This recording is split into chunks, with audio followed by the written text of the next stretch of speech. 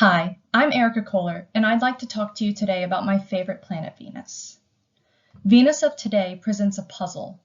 What we know about her is a disconnected set of mosaic tiles, which are woefully incomplete.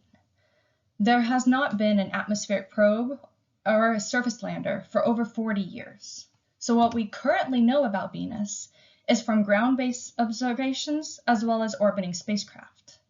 This has provided us with some astounding discoveries, but it's also left us with a plethora of remaining questions.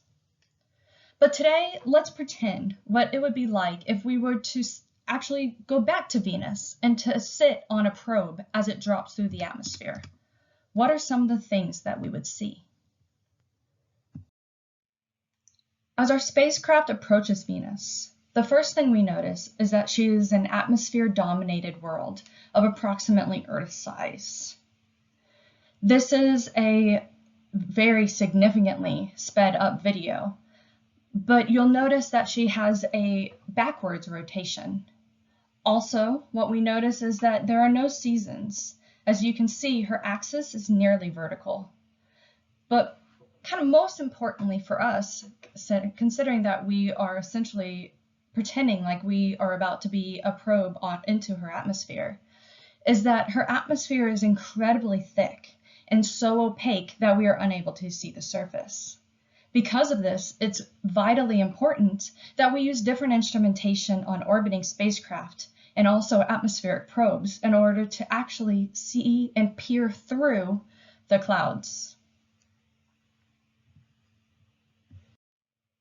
But if we pause in our spacecraft for a minute, we will see a cloud feature that was recently observed by Venus Express and then further studied with the Akatsuki spacecraft.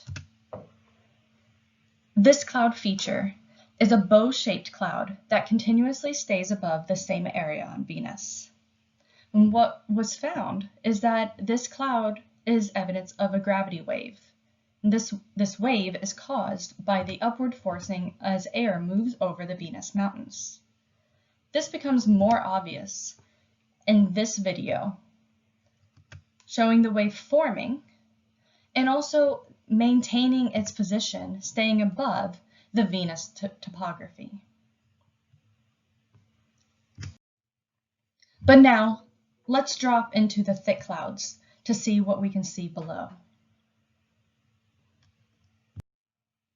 If we stop our descent in the mid-level cloud layer, we find ourselves in an environment not too different from Earth.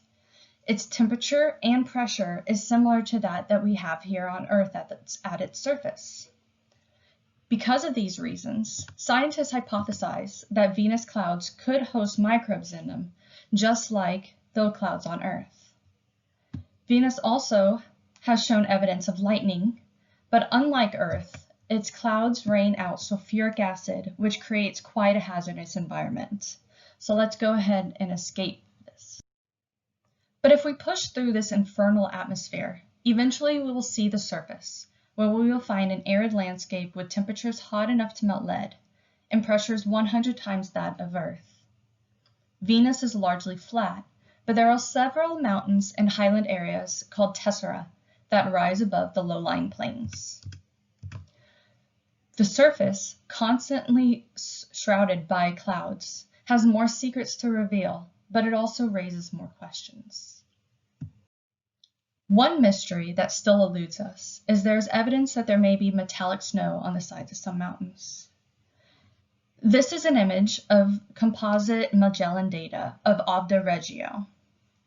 This shows the topography of the area, but it also is color-coded with emissivity.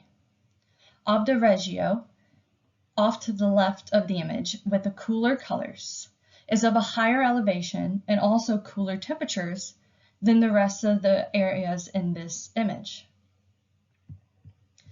These cooler colors are indicative of a lower emissivity.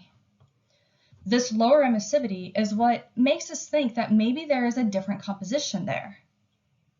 Because typically, emissivity values are going to change if there is a change in surface roughness or a change in composition on the surface. And there's really no explanation for why the surface roughness should be any different. However, we won't know for sure whether this is metallic snow unless we go to Venus and test the surface. Emissivity on the surface also tells us more about Venus. This is a volcano, Idun Mons, and it's overlaid with emissivity derived from Virtus, which was on the Venus Express mission. The higher thermal emissivity values corresponding to these areas of higher topography imply the existence of recent volcanism.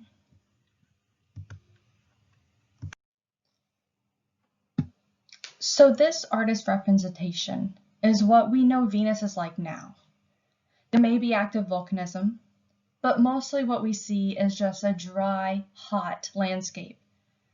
But what we don't know is if Venus was always like this. Did it once have an ocean of liquid water? Was it once much more similar to Earth than it is now? Maybe there was even continents rising above the water. Several studies suggest that Venus may have had oceans for up to billions of years. Learning more about Venus could actually tell us the evolutionary path Earth may take in the future. So if Venus once had water on its surface, does that mean that it was once like Earth? We need to go back to find out why and how Venus evolved so differently from Earth and the other planets in our own solar system. And understanding more about Venus could actually help us learn about planets outside of our solar system as well. Current evidence suggests that Venus analog planets may be common, possibly even more common than habitable Earth-like worlds. This plot shows the Venus zone, which is the zone around stars of different temperatures where we may be expected to find Venus-like worlds. When we attempt to decode the data coming from our observations of these planets, computer models can help us to understand what we may be looking at. But those models are only as good as the data used to constrain and validate them. And for that, we have to turn to Venus herself in order to provide the ground truth we need as we extrapolate these models to describe the exoplanets that we are discovering. And finally, the image on the left is a composite image taken by Venera 13 over 40 years ago. This image is one of the only images that we have of Venus's surface, and it's also one of the last. It is definitely time for us to go back to Venus, back to find out not only what we can learn about her, but also maybe the direction that Earth is going to go in and why she's so different from the rest of the planets in our solar system. We can also learn so much about potential habitability and also about the exoplanets that we are currently discovering orbiting other stars. Until we return, today's art can imagine being at Venus in the next decades, and in the eyes of an artist, Venus and her atmosphere is a curtain of wonder to explore.